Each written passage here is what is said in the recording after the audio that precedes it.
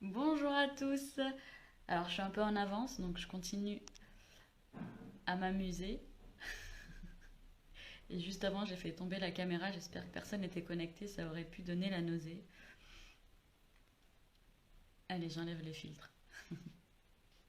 Ok, bienvenue à tous ceux qui arrivent. Bienvenue, bienvenue. Hop, je vais juste redresser un petit peu ça. Voilà. Et hop là. Ok. Phew, j'ai fait un mini rush ce matin, vraiment petit, parce que j'avais un truc à finir et là je viens de le finir genre 2 minutes avant le début du live, donc je suis super contente. Vous pourrez le voir pour ceux qui sont inscrits à la webconférence de tout à l'heure qui va traiter de comment est-ce qu'on fixe ses honoraires, ses tarifs. Donc ça c'est la webconférence de tout à l'heure qui commence à midi 30 ou midi 45 qui dure 1 heure. Je vais vous remettre le lien là dans la description de la vidéo au cas où vous aviez manqué l'info. Hop, faut que j'aille sur Facebook. Je vais couper le son. Est-ce qu'il y en a là qui sont là et qui sont inscrits tout à l'heure? Parce qu'on va passer la pause de midi et 2 ensemble, dans ce cas-là. Hop, alors, le lien, il est où? Il y a eu beaucoup de choses de publiées entre la fête de Seb et tout le reste. Donc, conférence sur le HPI. Non, c'est pas ça. Voilà, le lien, il est là. Hop, comment fixer ses tarifs? Je vous mets le lien là dans la description. Ça dure, ouais, ça dure pas longtemps. Ça dure 1 heure et on va voir ensemble quels sont les facteurs qui vont permettre de fixer ces tarifs correctement. Donc, je ne vais pas vous en parler plus puisque c'est juste tout à l'heure. Si vous voulez vous inscrire, c'est gratuit, hein. Vous pouvez le faire encore maintenant. Il n'y a aucun souci. Coucou Seb, tu ne travailles pas? T'es en pause? T'as rien d'autre à faire? Ok, alors de quoi on parle aujourd'hui? Est-ce que vous avez des questions en particulier sur la pratique clinique, sur la pratique de neuropsychologique, sur la pratique de neuropsychologue clinicien en lien avec les troubles du neurodéveloppement? Alors, ma spécificité, c'est l'adulte. Mais vu que Seb est dans le chat, si vous avez des questions sur les enfants, bah, n'hésitez pas, hein, sollicitez-le vu qu'il est là. Et la deuxième thématique de questions qu'on va se poser et auxquelles on va répondre un petit peu pendant ce live de 20 minutes, c'est sur les questions du libéral, du psychologue en libéral. Vous savez que j'ai organisé l'année 2021 sur ces deux grandes thématiques, les troubles du neurodéveloppement et leur diagnostic, ou en tout cas leurs évaluations, et l'activité de psychologue libéral. Seb qui me dit, c'est toi qui m'as dit ce matin que je travaille trop. Oui, là tu travailles trop, tu es sur une mauvaise dynamique, je trouve. Donc toi, tu sais bien que je suis transparente et dès que j'ai un truc à dire, je vais te le dire, quoi. Et ouais, tu travailles trop là. Je sais qu'aujourd'hui, tu as 4 patients. Je trouve que c'est trop. Et je sais aussi que pour toi, c'est beaucoup. C'est ça qui compte. Donc ouais, fais une pause, détends-toi, ça va bien se passer. Et oublie pas que demain matin, on a une énorme réunion. Donc il faut que tu sois en forme. Donc ne consulte pas trop.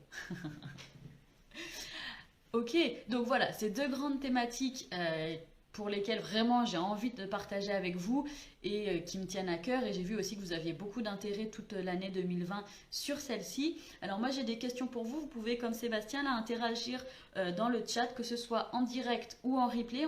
J'y réponds quand même, du coup ce sera par écrit, mais c'est déjà ça. Sur ces questions-là, du diagnostic des troubles du neurodéveloppement ou sur la question des psychologues en libéral en tant qu'entrepreneur. T'as des réunions pro toute l'après-midi. Annule, annule, annule et va jouer au PC. Est-ce que vous, là, dans vos pratiques libérales, est-ce que vous recevez des personnes pour lesquelles vous savez déjà, parce que c'est votre axe, qu'elles viennent pour des questions, des suspicions de troubles du neurodéveloppement? Est-ce que ça, c'est quelque chose qui vous arrive dans votre pratique de tous les jours? Est-ce que les personnes qui viennent vous voir, c'est spécifiquement pour des troubles du neurodéveloppement, ou alors, disons, l'entrée, la demande initiale n'est pas vraiment spécifique à ça? Ça n'empêche pas qu'ils en aient, peut-être, mais c'est pas spécifique. Est-ce que l'entrée pourrait être plutôt la demande, en tout cas, quelque chose axé plus sur la TIMI, par exemple, des aspects dépressifs, burn-out, et par ce biais-là, eh bien, vous remarquez parfois qu'il y a un trouble du neurodéveloppement qui pourrait contribuer à expliquer le vécu ou les ressentis, les comportements du patient? Ou est-ce que la majeure partie du temps, les personnes viennent parce que elles savent que vous avez cette spécificité d'aller rechercher ou de faire des évaluations dans le sens d'un TDAH ou d'un TSA ou des troubles des apprentissages ou du syndrome de Gilles de la Tourette et d'éthique ou des troubles développementaux du langage. Vous voyez? Ou par exemple de la déficience intellectuelle. Comment se présentent les demandes que vous recevez? Donc je vais mettre à côté Internet, l'ordi pour être sûr de ne pas rater vos questions. Tac. Quelle est la demande principale des personnes qui souhaitent vous rencontrer? Est-ce que c'est une demande qui est souvent en dehors des troubles du neurodéveloppement directement ou qui est plutôt dans le champ des troubles du neurodéveloppement? Quand je dis en dehors, ça va par exemple concerner, comme je disais juste avant, l'humeur, parce qu'une humeur déprimée, des problèmes de couple, des problèmes de gestion avec l'éducation de son enfant. Ça peut être aussi des problématiques d'anxiété, typiquement l'anxiété, de peur de prendre la voiture, de difficultés pour gérer des conflits. Voilà, ça c'est une entrée en dehors du champ du neurodéveloppement, disons directement. Et l'autre possibilité, c'est des entrées spécifiques, avec des comportements rapportés spécifiques aux troubles du neurodéveloppement. Donc typiquement, je viens vous voir parce que mon enfant est agité, parce qu'il n'écoute rien, parce qu'il est opposant, parce que il ne respecte pas les règles qu'on met en place, parce qu'il crache sur la maîtresse, parce qu'il dit des insultes, parce que je n'arrive pas à lui faire entendre certaines choses, il a du mal à gérer ses émotions, il pleure à la moindre chose, il s'énerve à la moindre remarque, il pète un câble, il explose, ou alors il est dans sa bulle, il n'entend pas quand je l'appelle, il ne me répond pas quand je ne lui pose pas des questions. Il y a eu toujours des petits problèmes dans son développement, jamais rien de bien franc, mais j'ai la sensation qu'il se passe quelque chose d'anormal, de particulier, et j'aimerais bien en savoir plus. Vous voyez, ça c'est plus des demandes qui semblent spécifiques, toujours des hypothèses, hein, mais plus spécifiques ou du moins évocatrices d'un TND. Donc vous, dans vos consultations, quels sont le type de demandes que vous avez? Je vous laisse mettre des commentaires pour qu'on en discute ensemble. Hein. Vous savez que les lives là du jeudi de midi à midi 20, ce sont des lives que j'espère donc dynamiques avec des questions qui se posent en direct ou en replay. C'est vraiment l'objectif d'échanger sur des petits points comme ça et d'essayer chacun, et moi la première, d'essayer de voir comment les autres pratiquent et éventuellement de prendre des petites choses dans la pratique des autres et de les ajouter à la nôtre et de faire comme ça un petit peu notre petite, disons, entre guillemets, tambouille pour avoir une pratique qui nous convient bien, qui est en raccord avec les recommandations internationales, avec la pointe de ce qui se passe au niveau de la recherche scientifique. Et je pense que c'est le minimum qu'on puisse offrir aux personnes qui viennent nous consulter. Alors hop, je vais faire une petite actualisation. Pour la conférence de tout à l'heure, qui commence juste après le live, le lien est dans la description. Vous pouvez évidemment toujours vous inscrire, c'est gratuit. Hein, rappelez-vous, il y a 11 conférences sur le psychologue libéral en tant qu'entrepreneur et 11 conférences sur les troubles du neurodéveloppement, et ça va concerner leur diagnostic, la façon dont on diagnostique, la clinique, d'accord, et de quelle manière on peut utiliser les tests efficacement dans le cadre de la recherche d'un trouble du neurodéveloppement chez l'adulte, l'enfant et l'ado. Alors, tac, la mise à jour, hop là.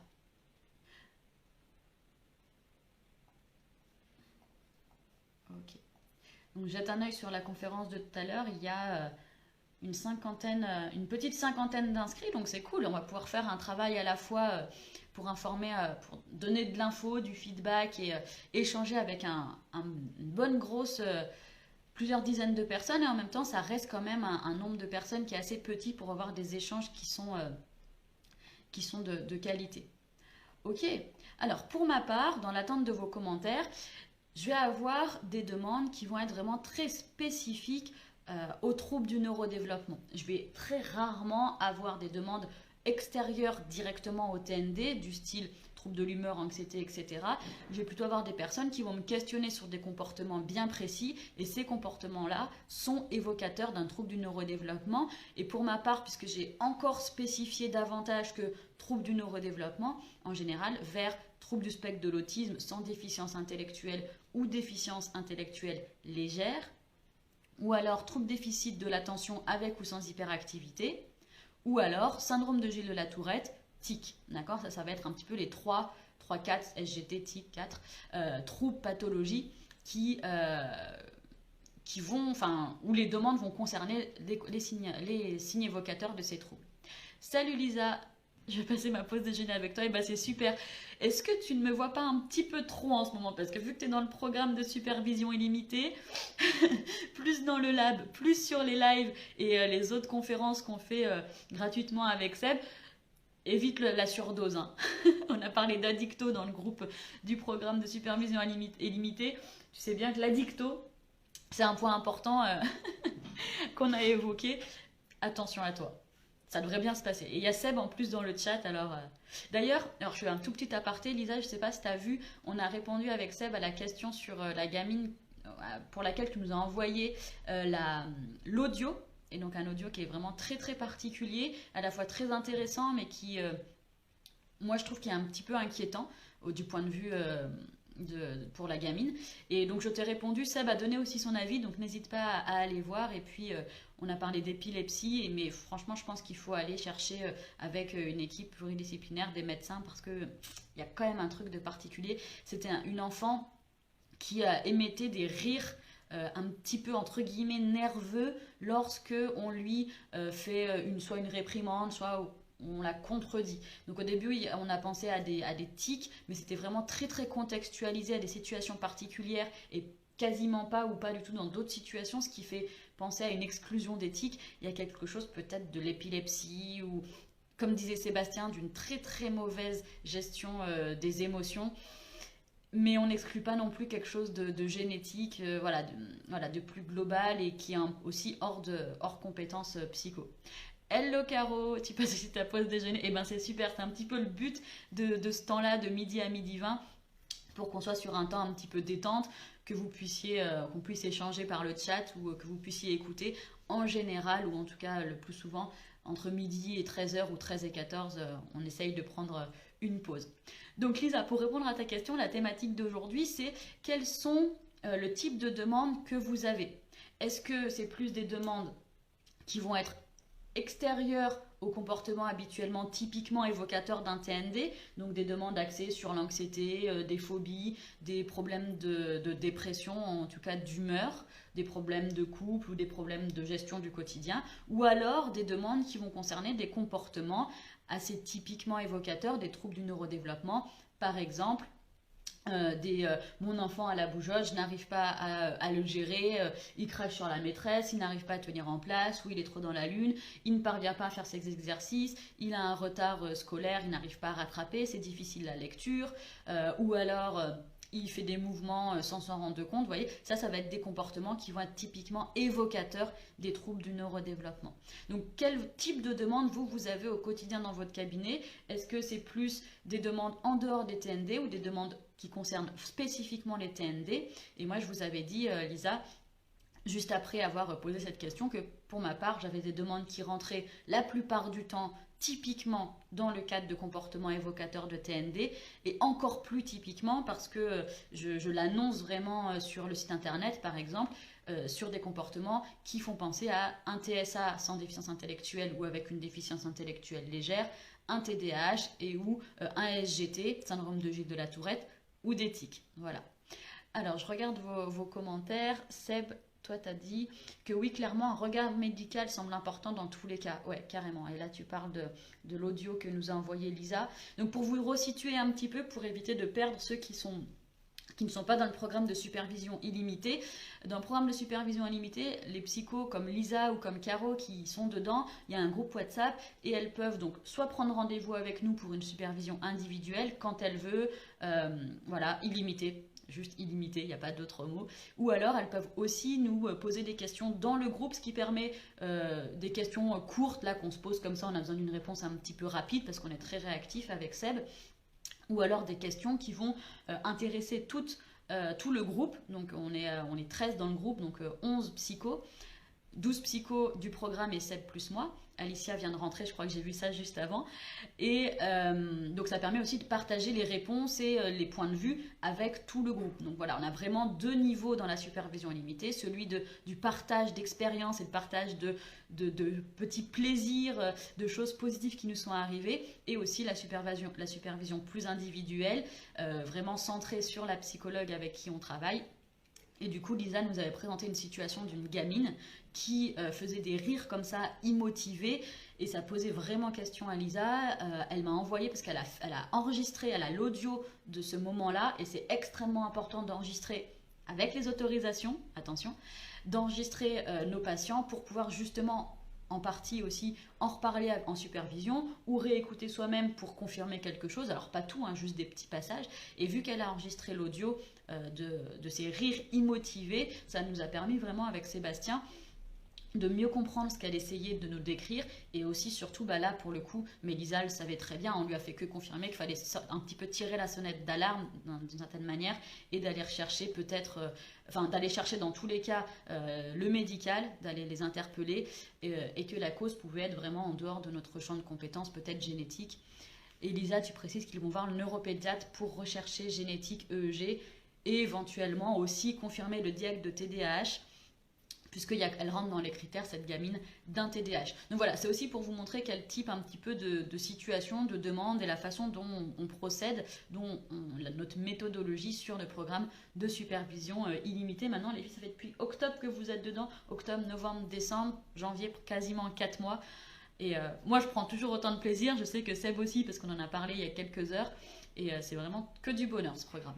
Lisa, tu dis, les demandes pour ta part, beaucoup de petits, moins de 7 ans, avec adressé de la part de la plateforme de mon département pour suspicion TND, et aussi de la part des orthophonistes qui bossent dans son cabinet, donc souvent apprentissage attentionnel pour les plus grands. Ok, ça c'est très intéressant de noter que les personnes qui vont aussi être adresseurs sont des professionnels parfois et que en fonction de ce que vous mettez en avant de votre pratique et de vos compétences vont leur être très très aidants pour vous adresser les bonnes personnes. D'accord? Et c'est important.